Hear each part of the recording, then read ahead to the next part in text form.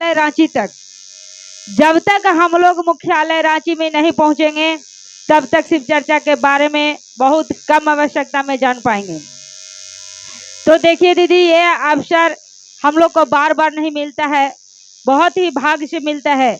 और हम लोग कोशिश करें कि आज हम सोचें कि प्रदीप भैया को पकड़ लेंगे या किसी को पकड़ लेंगे तो आगे नहीं बढ़ पाएंगे।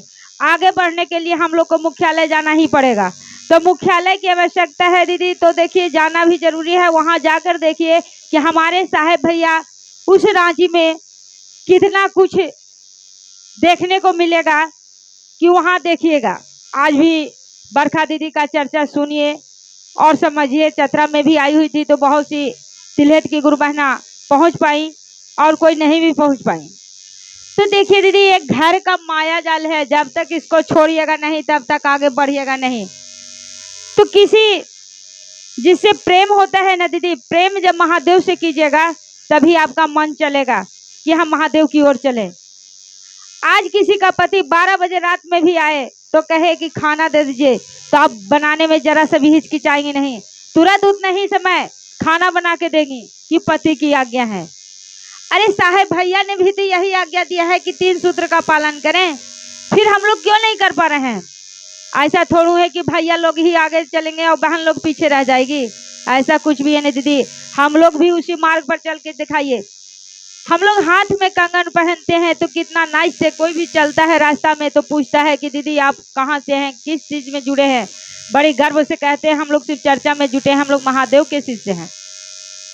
तो महादेव का शिष्य हो के भी आप अहंकार, लोभ ये सब नहीं छोड़िएगा दीदी, तो शिव शिष्यता का महत्व नहीं रह जाता है। शिव शिष्या में रहने के लिए दीदी हम लोग को कुछ ना कुछ तो छोड़ना पड़ेगा।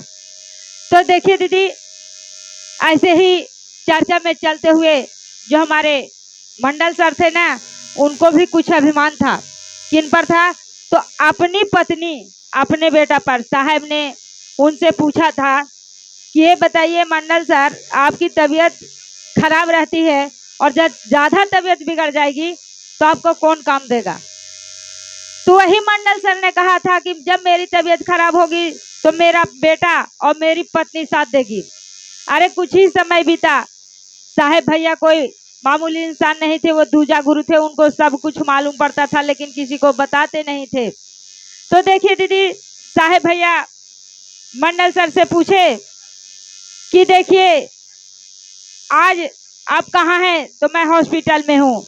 तो आपके साथ कौन कौन है? तो मुझे भैया एक गुरु भाई ने मुझे यहाँ भर्ती किया है। तो देखिए दीदी, उन मंडल भैया का भी अहंकार टूटा कि साथ में कौन है? तो गुरु भाई हैं, न उनकी पत्नी न उनका बेटा। तो ये शरीर है भैया, ये शरीर कब किस मोड़ में आ जाए, ये मिट्टी का खिलौना है, कब पिघल जाएगा कोई पता नहीं है। इस शरीर पर अहंकार नहीं कीजिए। अहंकार करने से कुछ भी नहीं होता है, अहंकार को तोड़ दीजिए। और देखिए हम लोग सिर्फ चर्चा में चलते हैं, ऐसा नहीं कि कोई गुरु भाई कोई गुरु बहना को थोड़ा सा चर्चा आता है तो उन्हें अहंकार हो जाता है कि मुझे तो चर्चा में मंच पर बुलाया जाता है, हम है सो कोई है ही नहीं, हम ही क्या पुकार है। ऐसा थोड़ा होना चाहिए दीदी। अहंकार अपने आप में लाए तो क्या आप महादेव के शिष्य कहलाइएगा। दया का मतलब है दीदी कि दया आप अबोध बालक की तरह मांगिए कि हे शिव गुरु आप मेरे गुरु हैं, मुझ पर दया कीजिए। महादेव गिड़गिड़ाइए, उनके सामने गिड़गिड़ाइए। आप पर दुख पड़ता है, किसी से बोलते हैं, कोई बहन से बोलिएगा तो आपको दुख के वो हंसेगी बाद में, लेकिन महादेव के सामने वही दुखड़ा को रोइएगा तो आपका दुख अवश्य ही हरने वाले हैं। तो देखिए दीदी, हमारी नीलम दीदी कितनी अच्छी दीदी थी, उनमें कितना अच्छा संस्कार था। उस संस्कार की ओर जाके देखिए कितना सुंदर आपको देखने में लगेगा।